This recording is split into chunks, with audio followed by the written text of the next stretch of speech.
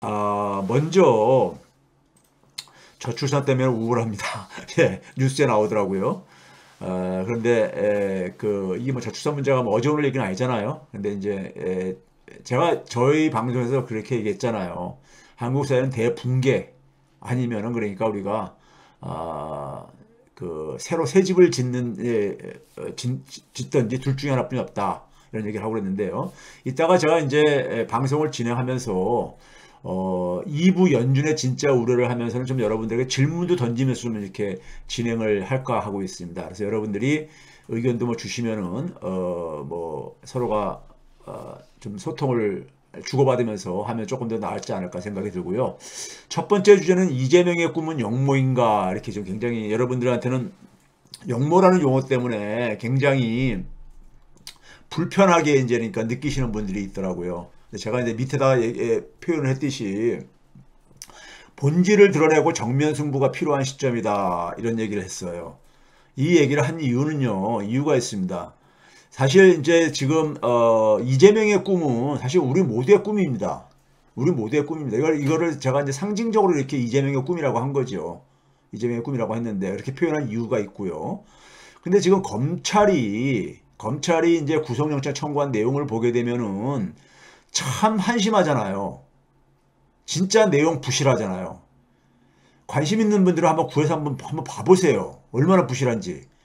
대한민국 검사들이 저렇게 참 진짜 찌질하고 부실한지 저는 만천하에 자기들의 민낯을 지금 다 드러내고 있잖아요. 근데 이걸 보면서 제가 참 이제 저한테는 이제 개인적인 이제 그러니까 살 삶이요. 제 삶과도 이제 관련된 얘기인데 64년 전에 바로 2월 달에요. 죽산 조봉암 선생이 있었습니다. 진보당을 만들어서 당시에 이제 56년대 대통령 선거 나가가지고 사실상 그때 제가 알고 있는 역사로는요 선거에서 이겼습니다. 이승만한테. 이겼어요. 근데 부정선거로 해가지고 쉽게 얘기하면 이승만이 얻은 표를 앞뒷장에다가 그러니까는 이승만 표를 이렇게 붙여가지고 죽산 조봉암이 얻은 표를 이렇게 해가지고 부정선거를 했죠. 그래서 당시 외신 기자들이요. 이건 실화입니다. 외신 기자들이 죽산 조봉암 선생한테 당신은 선거에서는 이기고 개표에서 졌다. 이런 유명한 말을 남겼었습니다. 그러니까 이게 부정선거로 졌던 이제 그런 일이 있었거든요. 그리고 나서 이제 뭐냐면 간첩죄로 몰아서 이제 그러니까는 조봉을 바로 이제 그러니까 죽이려고 덤벼들지요. 근데 1심에서 간첩죄는 무죄로 이제 판결을 합니다.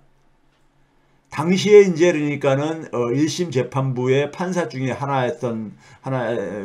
판사들이 그러니까는 그 당시에 소위 말해서 이 백색 테러단 조폭이죠. 오늘날 뭐 깡패들이 그러니까요. 자유당 정부 시절 때 그러니까 정치 깡패들 동원해가지고 테러하겠다고 협박을 하고 막 이런 막 난리도 피고 했었죠. 그래서 이제 2심에서는 이제 그러니까는 간첩죄가 인정돼가지고 사형 선고를 받게 되고 대법원에서도 그냥 바로 사형으로 이제 판결을 난 게 1959년 2월 달입니다. 그리고 나서 이제 제 기억으로는요. 변호인단이 그러니까 재심 청구를 했는데 그게 이제 7월 29일이고요. 그러는데 7월 그 다음 날 바로 하루 만에 재심 청구를 기각을 합니다. 대법원에서요. 기각을 하고 바로 그 다음 날 사형을 집행을 해요. 이런 일이 없었거든요. 하루 만에 그러니까는 대법원에서 그러니까 판결 나고 최종 판결 나고 나서 하루 만에 그러니까 이렇게 사형을 바로 집행하는 거는 당시에 그러니까는 죽산 조봉암 선생을 두려워했던 세력들이 얼마나 두려웠으면은 그렇게 하루 만에 사형장으로 밀어냈는가 하는 것을 우리가 이제 쉽게 예상할 수가 있는데요. 죽산 조봉암이 하루라도 살아있는 게 굉장히 불편했던 거죠, 이들은요. 이 조봉암을 죽인 거는 단순하게 이승만 자유당 정권만으로 국한되지 않습니다. 당시에 야당인 한민당이라고 하면 우리가 흔히 이제 일제 식민지 시기에 지주들에 기반한 지주 세력들이라고 우리가 얘기를 하고 있는데 소위 말해서 분단 체제 속에서, 분단 속에서 그러니까는 기득권을 그러니까는 계속해서 하고자 했었던 이러한 세력들이 합작을 해가지고 죽인 겁니다. 죽선 조봉하면요. 왜 그러냐면은 이 세력들은 다시 그 얘기 하기 전에 죽산이 2011년이면은 이명박 정부잖아요. 이명박 정부 때 대법원 전원합의체에서 다 무죄 판결을 받았습니다. 무죄 판결을 받았어요. 그러니까 사형시키고 나서 몇 년이 흘렀습니까요? 52년이 흐르고 난 이후에 무죄 판결을 했어요. 근데 뭐 무죄가 났다고 해서 죽산이 살아 돌아오는 것도 아니잖아요. 근데 무죄가 났다고 해가지고 거기에 대해서 공식적으로 사과하는 집단들도 하나도 못 봤어요. 못 봤어요. 이 죽산을 제거한 이들은요, 누구냐면은 분단 속에서 자신들의 특권이 이 특권을 누려왔던 사람들이 자신들이 그러니까 특권이 없어질 것을 죽산이 그냥 이대로만 놔두면은 대통령 되는 건 시간 문제였던 겁니다. 시간 문제였던 거예요. 당시가 이거는 역사입니다. 시간 문제였었어요. 그러니까는 죽산의 시대가 열리게 되면은 자기들의 특권은 그러니까 다 이제 그러니까 사라질 것이라는 이런 이제 두려움을 갖고 있었던 이 세력들이 합작으로 해가지고 죽인 겁니다. 이건 제가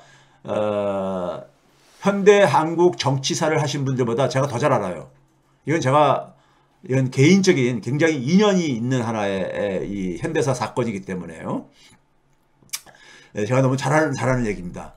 근데 죽산은요, 민주주의자였었습니다. 제가 알고 있는 죽산은 민주주의자였었어요. 소위 말해서 독립운동할 때 잠깐 그러니까 이분은 이제 이런 일화가 있습니다.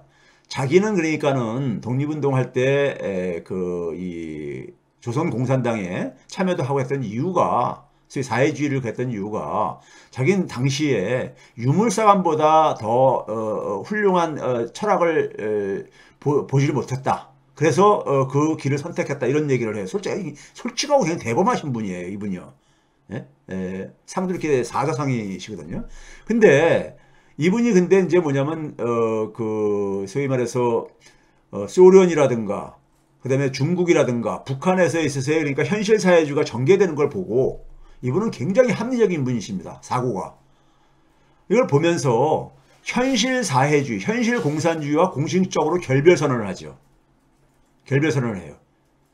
자기가 그러니까는 생각하던 그런 사회주의가 아니다. 그래서 결별선언을 합니다. 그리고 자신을 한국형 진보주의자로 규정을 합니다. 한국적 진보주의자로요. 그럼 한국적 진보주의란 건 뭐냐면요. 우리가 21세기에 우리가 겪었던 노무현 대통령이라든가 문재인, 노무현 대통령이 그러니까 우리가 했던 것이 뭡니까? 특권과 반칙이 없는 세상. 네? 인간 중심의 세상, 사람 중심의 나라, 사람 중심의 세상. 그 다음에 이재명 대표가 얘기하는 그러니까 대동세상. 이게 다 같은 맥락들이거든요. 이게 뭐냐면은 국민이 진짜 주인인 나라를 만들겠다는 게 이게 한국적 진보주의자예요. 국민이 진짜 주인인 나라. 우리가 민주주의에 대해서 그러니까 우리가 반대하는 정치인들은 하나도 없지요. 그런데 굉장히 공허하잖아요. 그들이 말하는 민주주의는 굉장히 공허하잖아요. 근데 민주주의를 진짜로 간다면은 국민이 진짜 주인인 나라를 만들기 위해서 정치적인 투쟁을 해야 됩니다. 해야 되는 거죠. 근데 죽산이 추구했던 그러한 대한민국은요, 해방 후에 우리가 이제 조소왕 선생을 비롯해 가지고 소위 이 땅에 많은 그러니까 그 당시만 해도 많은 애국지사들이 있었는데 이들이 만들려 했던 독립국가의 모습과 기본적으로 다를 게 없습니다. 제가 역사를 공부한 입장에서는 대한민국의 근현대사는요, 근현대사 하게 되면은 사실은 저는 이제 저기 조선시대 임진왜란 전후까지 거슬러 올라가서 얘기를 하는 겁니다. 임진왜란이요, 1592년에 일어났죠. 1592년이면 16세기 말이잖아요. 유럽에서는 근대가 근대로 이행하는 그런 이행기 과정이었던 거예요. 그때는 근현대사라고 해도 상관이 없는 겁니다. 그러니까 그 당시부터 어떤 일이 일어났습니까요? 소위 말해서 그러니까 우리가 이 당시의 전통시대의 국가라는 것은 이제 왕으로 상징되어지는, 왕이라는 것은 오늘날 국가가 국민의 그러니까 우리가 생명과 재산을 지켜줘야 될 우리가 의무가 1차 의무이듯이 당시도 마찬가지입니다. 근데 선조가 어떻게 했습니까? 야반 도주하잖아요. 소위 국가의 책임을 그러니까 포기를 한 거죠. 그러다 보니까는 이제 소위 귀족 세력들한테 우습게 이제 보이게 되죠. 그때부터 사실 그러니까 왕권은 정통성이 그러니까는 무너지고, 사실상 그러니까는 세습 귀족들이 그러니까 권력을 장악한 조선 후기의 역사가 그렇잖아요. 그 속에서 권력을 독점했었던, 독점한 권력을 이용해가지고 백성의 고효를 짜내고, 그리고 그 속에서 축제한 경제력을 바탕으로 권력을 세습하려는 과거 세력. 왜 과거 세력이라고 제가 표현하냐면요, 당시에 16세기 말입니다. 서양에서는 그러니까 근대로의 그러니까는 여정이 그러니까 진행되어지는 그러한 시점이었잖아요. 그래서 근데 우리는 뭐냐면 여전히 그러니까는 세습 사회로 그러니까 오히려 후퇴를 하려고 하는 이런 이제 그러니까는 모습들을 보였잖아요. 당시에 권력을 독점했었던 하나의 이 세력들이요. 이때부터 뭐냐면 백성들이 굉장히 이제 생존의 위기에 내몰리죠. 고효를 짜내니까요. 그게 어디서 나왔냐면 특권과 반칙이었었죠. 그래서 이런 특권과 반칙을 해체하고 백성을 하늘로 삼는, 백성을 그러니까는 하늘로 그러니까 섬기는, 하늘처럼 섬기는 나라를 만들려는 미래 세력들이 그러니까는 반복적으로 등장을 하죠. 그들이 그러니까 꿈꿔왔던 나라가 국민이 진짜 주인인 그런 나라잖아요. 그게 사실은 21세기에 들어와서 그러니까 우리가 노무현, 문재인, 이재명 이쪽으로 계속 이어지고 있는 거잖아요. 이어지고 있는 거예요. 예? 정도 차이는 있지만요. 그런 점에서 그러니까는 이재명이라는 정치인은요, 정치의 목표를 국민이 진짜인 나라로 만들기 위한 것으로 설정을 하고 좌우 이념에 얽매이지 않는 분입니다, 이분. 저는 좀 겪어봤잖아요, 개인적으로요. 예? 그러니까 민주주의자예요. 이분은 이념에 얽매이지 않습니다. 국민을 진짜 왜 그러냐면요, 좌우 개념, 좌우 이념이라는 게 우리가 수입한 학문이잖아, 수입한 개념이잖아요. 서양의 필요에 의해서 만들어진 개념이 우리 사회에 그대로 100% 그대로 우리가 적용될 수가 없는 거거든요. 참고 사항일 정도인 거죠. 예? 그래서 이 이재명 대표는 민주주의자예요. 진짜배기 민주주의자죠. 왜? 특권과 반칙을 해체하려고 하는 거거든요. 그래야지만이 국민이 진짜 주인인 나라가 만들어질 수 있는 거잖아요. 그러니까 민주주의자하고 특권층하고는 양립이 불가능합니다. 그럼 지금 왜 이재명을 이렇게 죽이려고 하느냐? 자, 문재인 정권이 정권 재창출에 실패했잖아요. 예? 그거는 문재인 정권이 자초한 겁니다. 자초한 측면이 있는 거예요. 어쨌든 뺏겼다는 얘기는요. 국민이 그러니까는 이 등을 돌린 거 아닙니까? 그런데도 이재명 대표기 때문에 아슬아슬한 표차로 그러니까는 졌잖아요. 근데 거기다가 뭐냐면은 윤석열 정권이 집권은 지금 10개월 되도록 연이은 계속 실정을 되풀이하고 있잖아요. 그럼 우리 사회 특권층들이 볼 때는 이게 시간 문제인 거예요. 이재명이 대통령이 되는 건 시간 문제로 보는 거예요. 근데 이재명이 대통령이 되면은, 이재명 세상이 되면은 자신들이 그동안 누려왔던 특권들,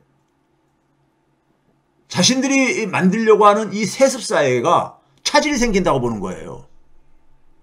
그러니까 어떻게 합니까? 죽이려고 하는 거죠. 검찰하고 사법부가 그러니까는 한몸뚱아리 돼가지고, 거기에 언론이 그러니까는 뒷받침해주고 해가지고 이재명을 좀 죽이려고 하는 거예요. 이게 그러니까는 제가 얘기하는 것처럼 64년 전에 죽산을 죽이려고 하는 거하고 똑같은 모습이에요. 똑같은 모습입니다. 똑같은 모습이야. 예? 그래서 이들이 왜 그러냐면은 이재명 시대가 도래할 것이 불가피하다고 보고 이재명한테 그런 기회를 주기 싫어서 1950년대 말에 그러니까는 죽산 조봉암이 대통령이 되는 게 시간 문제인 상황 속에서 예? 조봉암의 시대가 열리게 되면 자신들의 특권이 다 해체가 될 것을 두려워했던 세력들이 바로 조봉암을 그러니까는 죽여버렸듯이 지금 그런 상황이 벌어지고 있는 거예요. 예? 검찰과 사법부, 언론 등이 역할 분담하면서 이재명 죽이기에 지금 사생결단을 하고 있잖아요. 사생결단을 하고 있는 거야. 왜 그런지 아세요? 이재명이 만들고 싶은 나라. 그래서 이재명의 꿈. 그게 뭡니까? 우리 국민들 대다수가 갖는 우리가 꾸고 있는 꿈이잖아요. 노무현 대통령이 얘기했었던 특권과 반칙이 없는 세상. 예? 이 세상을 만들게 되면은 누가 가느냐? 우리 사회 특권층들이 자신들이 그러니까 누리고 있는 이것들이 그러니까 위협을 받으니까는 지금 제거하려고 하는 거예요. 그래서 이재명의 꿈, 나 개인도 이재명의 꿈을 꾸고 있고, 우리나라 국민들 대다수가 그런 꿈을 꾸고 있잖아요. 국민이 진짜 주인인 나라. 국민을 그러니까 하늘처럼 섬기는 나라. 그런 꿈을 꾸잖아요. 근데 이게 우리 사회 특권층들이 볼 때는 이게 나라가 자기들 나라라고 생각하는 거예요. 진짜입니다, 이거요. 자기들 나라라고 생각해요. 그들은요. 그러니까 뭡니까요? 자기들 나라를 뺏는다고 생각하는 거죠. 그래서 제가 역모라고 표현한 거예요. 이거 여러분들 아셔야 됩니다. 여러분들 영화 속에서 가끔 가다 이렇게 보여주는 그런 장면들이 있잖아요. 저 사람들 진짜 사고가 그래요. 이거 자기들 나라라고 생각해요. 예? 재벌들, 일반 국민들하고 다른 종자라고 생각해요. 예? 같다고 생각 안 합니다. 예? 진짜 여러분들 이거는 이 본질을 그러니까 우리가 인정을 해야 돼요. 그러니까 이재명의 꿈을 꿈꾸는 사람들은 저들이 볼 때는 특권층들이 볼 때는 자기들 나라를 빼앗는 걸로 보는 거예요. 그러니까 그들은 이것을 역모라고 불러요. 예? 역모라고 부른다고요.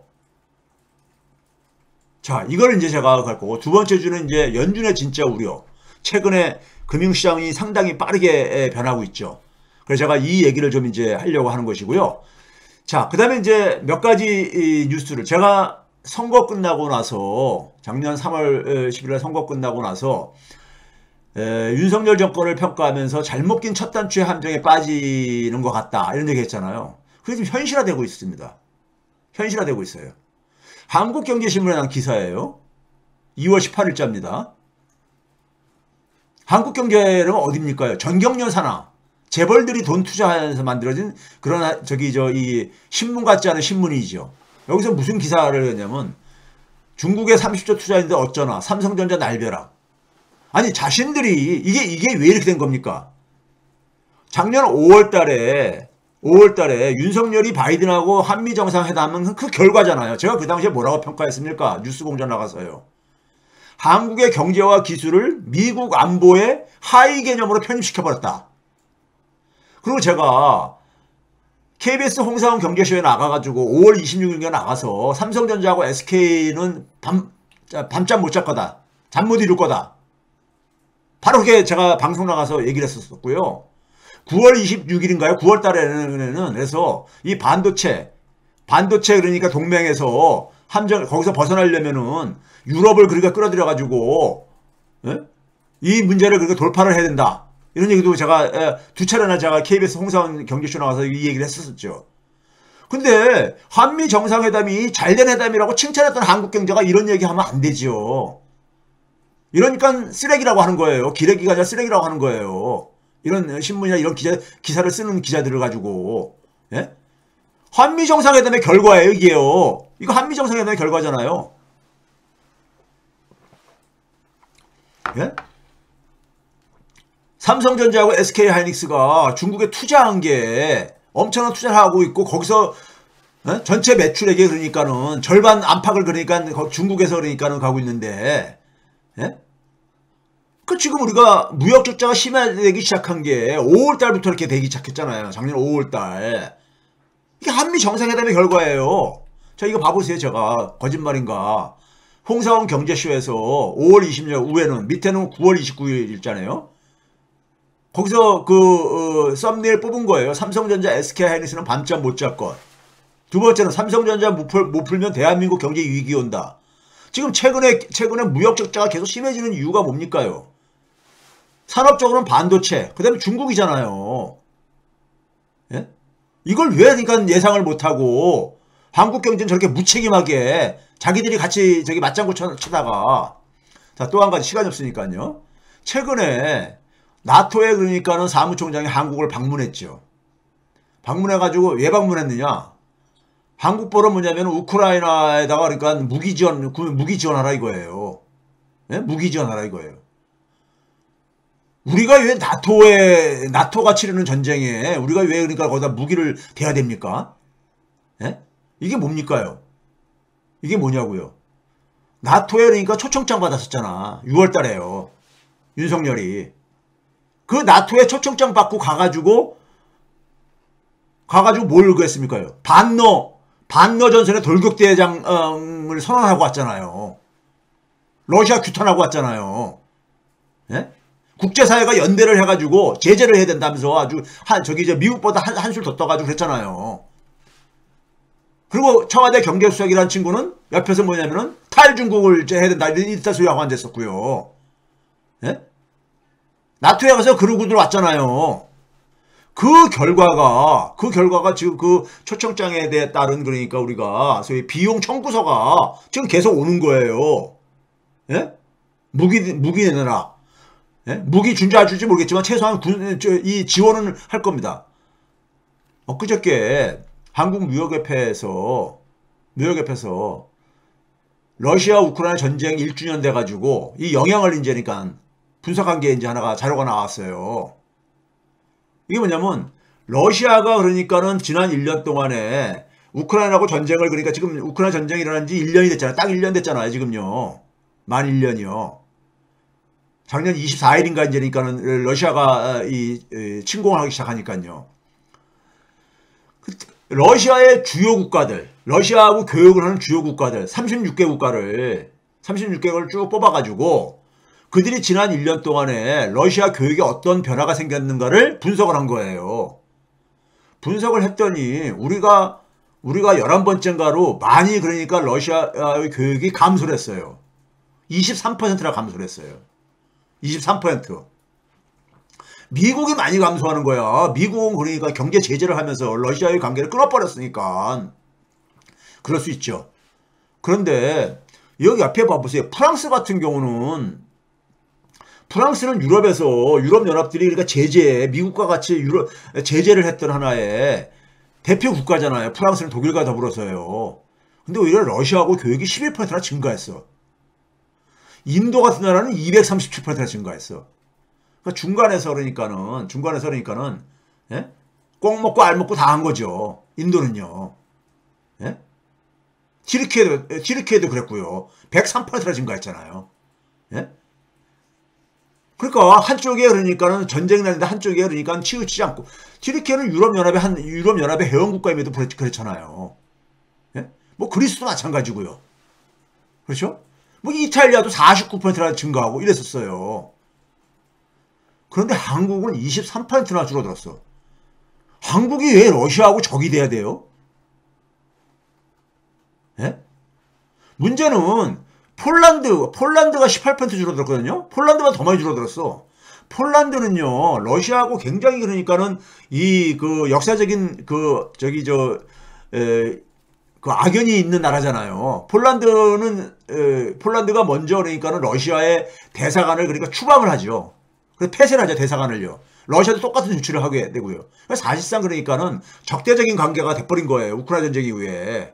근데도 18%뿐이 안 줄어들었어요. 근데 우리가 왜 더 많이 줄어들어야 되냐고요. 러시아의 교육이.